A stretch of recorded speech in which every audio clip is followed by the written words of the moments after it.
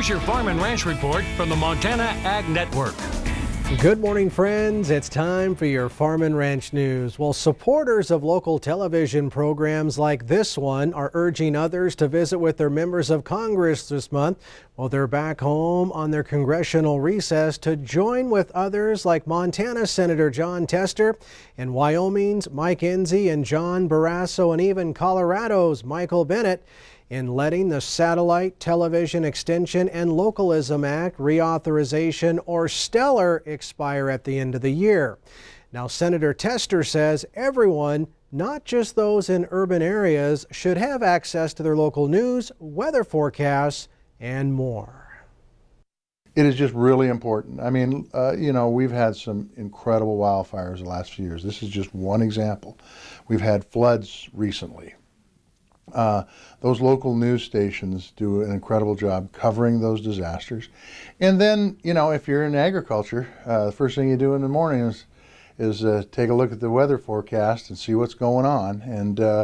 And oftentimes, for me anyway, you turn on the TV and then you get out of bed and you're listening while you're getting dressed and getting ready, and you're hearing that weather forecast. If in fact they didn't supply these local channels through their satellite network, then you're just flat out of luck. You got to go to a different way to get your information, which I think is totally unnecessary. Whitney Klasna is a farmer and rancher and agricultural leader from Lambert, Montana.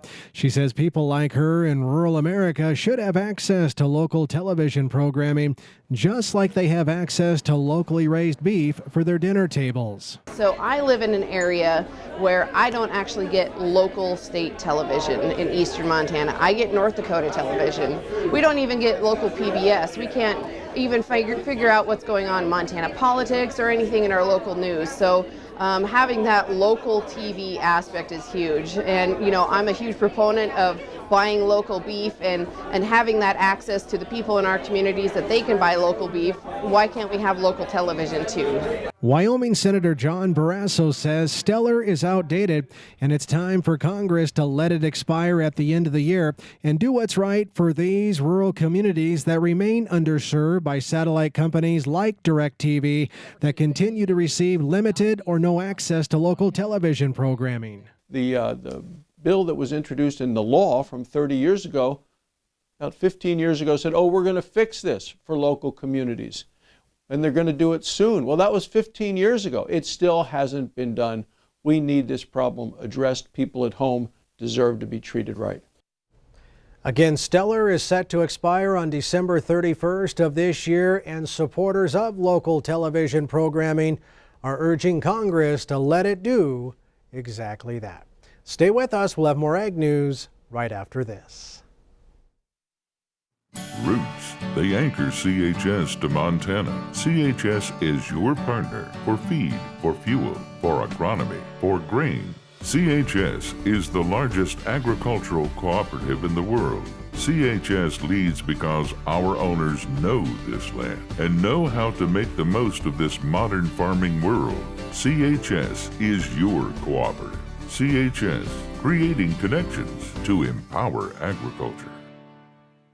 Am I ever a lucky tire? My days are always filled with adventure. In the mountains, getting dirty, up early, and home late. I'm a Cooper, so I can get through the most rugged terrain with the peace of mind my owner needs. But if anything ever does happen, I always know Tire-Rama will take care of me. Right now, you can save up to $145 on a new set of qualifying Cooper tires, including the Discoverer AT3, STT Pro, and ST Max. Offer ends August 31st. Visit your neighborhood Tire-Rama or TireRama.com for details. Well, the American Agri-Women is joining others in agriculture and supporting the recent updates to the Endangered Species Act and see them as positive changes for both conservation and agriculture. The organization also believes the changes will build trust between rural America and the Interior Department. In fact, American Agri-Women President Jeanette Lombardo out of California says that farmers and ranchers depend upon the very natural resources every day, and they make it a top priority to conserve and protect both the land and the species that depend upon it for their habitat. That does it from the Ag Desk. Have a great day.